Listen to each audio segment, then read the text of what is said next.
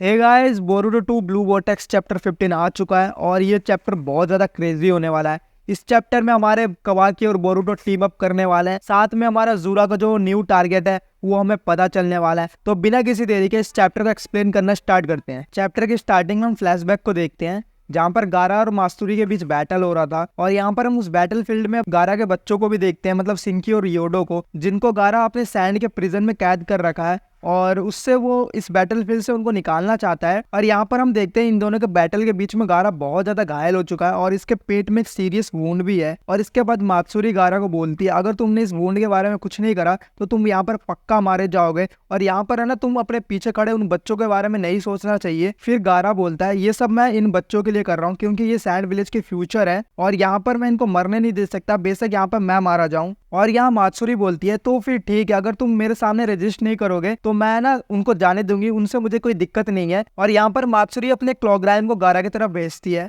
और इसके बाद हम सिंकी को देखते हैं जो कैसे भी करके अपने एक हाथ को उस सैंड प्रिजन में से बाहर निकालता है और अपने आयरन सैंड का यूज करके उस सैंड प्रिजन को ब्रेक कर लेता है। और उसके बाद वो गारा को अपने एक सीलिंग जुत्सु से कवर कर लेता है और इसी बीच एक क्लॉग्राइम जो है वो अपने सिंकी को पकड़ लेता है, जिसके कारण सिंकी ट्री में बदल जाता है। फिर मात्सुरी गारा के प्रिजन को देख के बोलती है, मतलब गारा जिसके अंदर सील हो रखा था उसको देख के बोलती है, इस सीलिंग जुत्सु का कास्टर जब तक अलाइव है तब तक इस सील को हम ब्रेक नहीं कर सकते और इस सील को वही ब्रेक कर सकता है जिसने इसको कास्ट कर रखा है। मतलब यहाँ पर अपना गारा भी अलाइव है, साथ में सिंकी भी अलाइव है, लेकिन सिंकी यहाँ पर है ना ट्री में कन्वर्ट हो चुका है। अब प्रेजेंट में सीन आता है जहाँ पर हम लीव विलेज को देखते हैं और वहाँ पर कांकुरो और सिकमारू के बीच में बात हो रहा होता है और कांकुरो बताता है सिंकी ट्री में कन्वर्ट हो चुका है पर वो अभी भी अलाइव है और उसकी सीलिंग जुत्सु के कारण हमारा गारा भी अलाइव है, पर हम गारा को अभी नहीं बचा सकते क्योंकि उसके सील को ब्रेक करने के लिए सिंकी की जरूरत पड़ेगी। इसलिए हमें है ना सिंकी को पहले बचाना पड़ेगा, उसके बाद ही हम गारा को बचा सकते हैं। फिर सिकमारू बोलता है, ठीक है,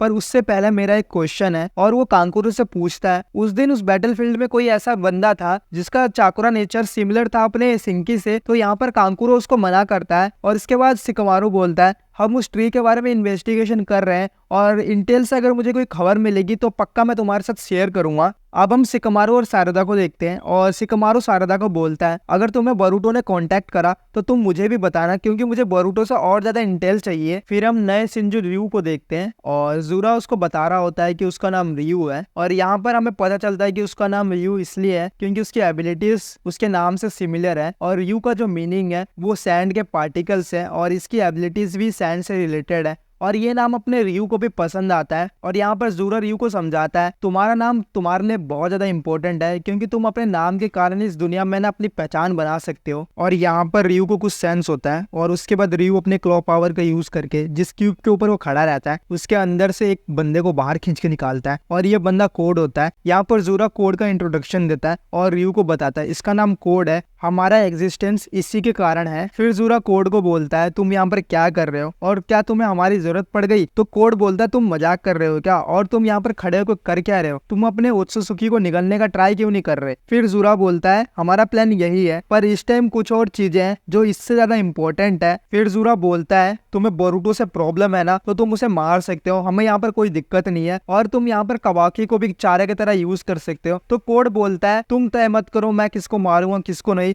और तुम बस मॉन्स्टर हो, तुम अपने ओत्सुसुकी को खाने पर ध्यान दो। और यहाँ कोड बोलता है, तुम ये मत भूलो कि वो जो चाकरा फ्रूट है वो मैं ही खाऊंगा और एक ओत्सुसुकी बनूंगा और इसके बाद जो इशिकी का विल है उसको मैं इनहेरिट करूंगा। फिर यहाँ पर ज़ूरा बोलता है, अच्छा वो चाकरा फ्रूट जिसके अंदर बहुत ज्यादा एनर्जी है और साथ में इस प्लेनेट और लाइफ सोर्स के बारे में इंफॉर्मेशन है, अगर उस फ्रूट को हम डिवाइन ट्री ने खा लिया तो क्या होगा? तो यहाँ पर कोड बोलता है, तुम अपनी औकात में रहो और अपने व्हाइट कार्मा का यूज करके ज़ूरा के ऊपर अटैक करता है और ज़ूरा यहाँ पर अपने रेनेगान लेजर से कोड के हाथ को काट देता है। कोड के हाथ काटने के बाद ज़ूरा कोड को बोलता है, थैंक यू, क्योंकि तुम्हारे कारण ही हमें ना सोचने की एबिलिटी मिली है। और फिर कोड की थोड़ी सी बेइज्जती करते हुए बोलता है, तुम्हारे जिंदगी के अंदर थोड़ा सा भी मोटिवेशन नहीं है और तुमने हमारे लिए ये सब करा तो तुम्हें ना मैं एक टास्क देता हूँ, अगर तुमने बोरुटो और उसके ना कॉमरेड्स को मार दिया ढूंढकर तो मैं ना तुम्हें चाकुरा फ्रूट दूंगा जो तुम्हें चाहिए। यहाँ पर कोड की थोड़ी सी और बेइज्जती होती है क्योंकि जो बग होता है वो कोड को बोलता है कि तुम्हारी ये हालत देख के ना मुझे बहुत ज्यादा मजा आता है और यहाँ पर कोड थोड़ा और कलप जाता है और बोलता है तुम मेरी बेइज्जती कर रहे हो। फिर कोड ज़ूरा की है ना डील से एग्री करता है और बोलता है मैं ना बोरुटो और उसके कॉमरेड्स को सबको ढूंढ के मार दूंगा पर इसके बदले तुम मुझे ना चाकुरा फ्रूट दोगे।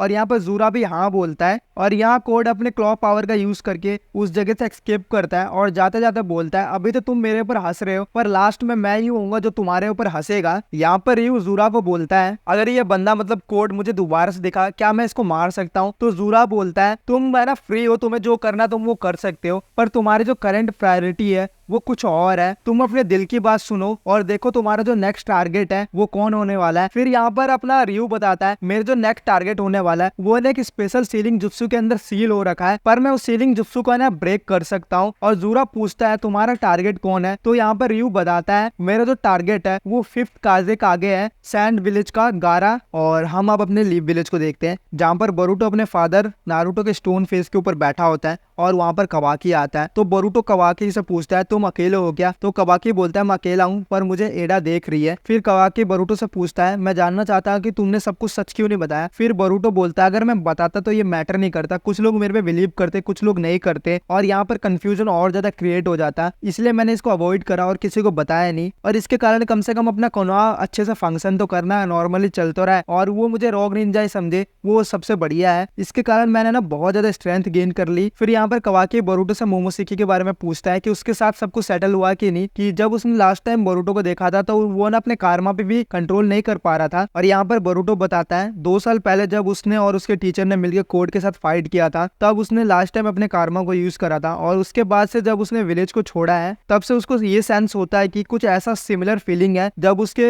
बॉडी को मोमोशिकी पजेस कर लेता था। और ये फीलिंग वो है जब वो अपने अंदर रहते हुए भी नहीं रहता था, मतलब जब उसके बॉडी को मोमोशिकी कंट्रोल कर लेता था तब वो अपने बॉडी के अंदर रहता था, कॉन्शियसनेस रहती थी पर वो अपने बॉडी को कंट्रोल नहीं कर पाता था। और बोरुटो को ऐसा लगता था कि वो अपने अंदर ही मरता जा रहा है जिंदा रहते हुए भी, इसलिए उसने अपने कारमा को उसके बाद से एक बार भी यूज नहीं करा। और यहाँ पर बोरुटो बताता है कि वो पिछले 3 साल से कारमा का यूज नहीं करा है और उसको ऐसा लगता है कि अगर उसने कारमा का एक बार भी यूज करा तो यहाँ पर वो मारा जाएगा। फिर यहाँ पर बोरुटो कवाकी को बोलता है तुम्हें डिवाइन ट्री के एनिमी के बारे में पता ही होगा, वो कोई ऑर्डिनरी एनिमी तो है नहीं, खासकर ज़ूरा, और मैं उनको अकेले हरा नहीं सकता, इसलिए मुझे तुम्हारी हेल्प की जरूरत है। तो यहाँ पर कवाकी बोरुटो को बोलता है तुम टॉपिक चेंज मत करो। और बोरुटो बोलता है पहले इन डिवाइन ट्री वाले एनिमी को निपटा लेते हैं, अगर मैंने वहां पर अपना कंट्रोल खो दिया तो तुम वहां पर मुझे बेझिझक मार सकते हो। फिर बोरुटो बोलता है लेकिन तुम्हें इस सिचुएशन के लिए बहुत ज्यादा पावरफुल होना पड़ेगा और तुम मेरे डैड के स्टूडेंट हो तो तुम्हारी फर्स्ट प्रायोरिटी तो यही होने वाली है कि तुम मेरे डैड को छुड़ाओ और उसके बाद उनसे डायरेक्ट ट्रेनिंग लो, लेकिन इसमें बहुत ज्यादा टाइम लगने वाला है और हमारे पास टाइम की कमी है। यहाँ बोरुटो कवाकी को बताता है अमाडो ने उसकी पावर्स को छुपा रखा है और उसने लिमिटर्स लगा रखे हैं उसके डिफेंस, ऑफेंस और रिजेनरेटिव एबिलिटीज पर। ये सुन के कवाकी बहुत ज्यादा शॉक हो जाता है और यहाँ पर अमाडो भी उन दोनों को सुन रहा था और ये सुन के अमाडो तक शॉक हो जाता है और बोलता है ये सब बोरुटो को कैसे पता है। फिर अमाडो बोलता है वो जो टोड मेरियन है जो मुझे पिछले दिन मिला था वही रियल डील है और मुझे बिलीव नहीं हो रहा है कि है ना कोजी भी अभी अलाइव है, अगर वो अलाइव है तो उसका मोटिव क्या होने वाला है। फिर बोरुटो कवाकी को बताता है अमाडो कवाकी के कारमा को ना अपने नीड्स के लिए यूज कर रहा है और उसने तुम्हारे एबिलिटीज के साथ छेड़छाड़ करी है जिसके कारण तुम मर ना सको, और अगर तुम्हें मेरी बात झूठ लग रही है तो तुम्हें ना अमाडो से खुद जाके पूछ सकते हो। और इसके बाद बोरुटो वहां से जाने लगता है। फिर कवाकी बोलता है मेरा ओपिनियन चेंज नहीं होने वाला है